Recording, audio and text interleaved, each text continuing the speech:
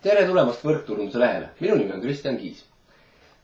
Kuna enesekindlus on meie äris üks olulisemaid osi, siis selles videos rõhutaks veel korra, kuidas siis luua ja säilitada enesekindlust.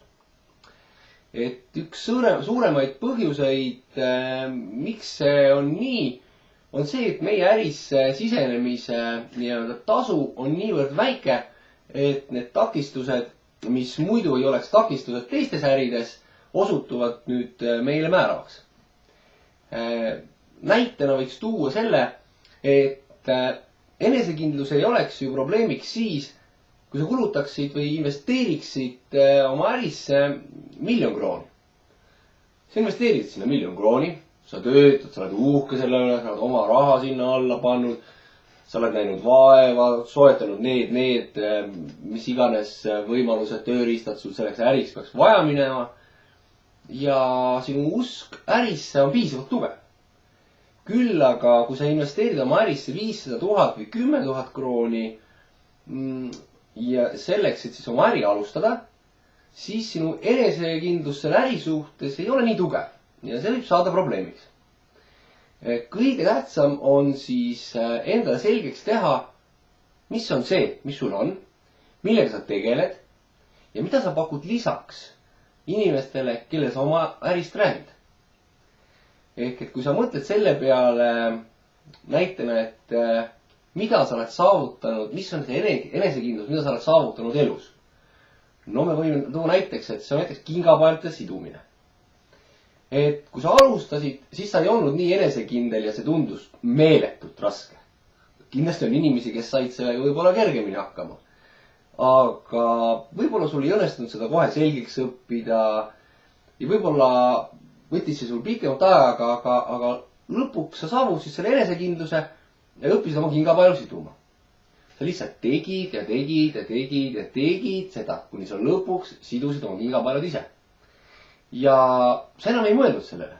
Sest kui sa praegu pead oma kingapaelu siduma, siis sa ei mõtle seda, siis sa lähed ja seod oma paelad ära ja astud uksest välja. Sellepärast, et see on sinu jaoks täiesti loomulik protsess, see on sinu jaoks selge, sa oled seda korduvalt teinud ja teed ka edaspidi, siis see ei ole sinu jaoks enam takistus. Väga hea näide veel selle koha pealt oleks jalgrattaga sõitma õppimine. Et alguses lubati sulle, et jalgrattaga sõitma õppimine on väga lõbus ja väga vahva ja kõik teised sõidavad ratastega ja siis hakkasid õppima, sa kukkusid ja sul oli valus ja see ei meeldinud sulle ja sa mitu päeva oled proovinud ja ikka ei õnnestunud ja võib-olla sa isegi loobusid sellest. Aga mis juhtus oli nähtavasti see, et kõik sinu sõbrad ja tuttavad ja kõik sõitsid ratastega. Ja sina tahtsid ka sõita. Siis sa ei jätnud jonni. Sa õppisid selle ära nii kaua, kuni sa lõpuks sõitsid rattaga. Ehk et siis see kõik võttis aega. Kõik, mida sa pead tegema, oli siis tegelikult harjutama, kordama ja tegema seda nii mitu korda, et sa lõpuks õpiksid selle ära. Loomulikult see võtab aega, aga sa saavutad selle oma stiili ja nuputad välja see, mis on see, kuidas sina saaksid sellega hakkama. Kui mina saan sellega hakkama, saad ka sina sellega hakkama. Paljud teised inimesed meie valdkonnas saavad hakkama, saad ka sina sellega hakkama. Nii lihtne see on. Kõigil meil on kõrvad, kõigil meil on suu, kõik me oskame rääkida, kõik me oskame kuulata. Kõigil meil on sõpru ja tuttavaid. Kui kõik teised saavad hakkama, mille pärast oled sina kehvem, et sina hakkama ei saa. Ja kordusest ja sellisest õppusest tekib siis enesekindlus ja oskus siis kuidas seda äri meil ajada. Minu soov sulle on, et ka sina sooviksid saada professionaalseks võrkturundajaks, sest meil on parem tulevik. Nüüd lähme ja räägime sellest tervele maailmale.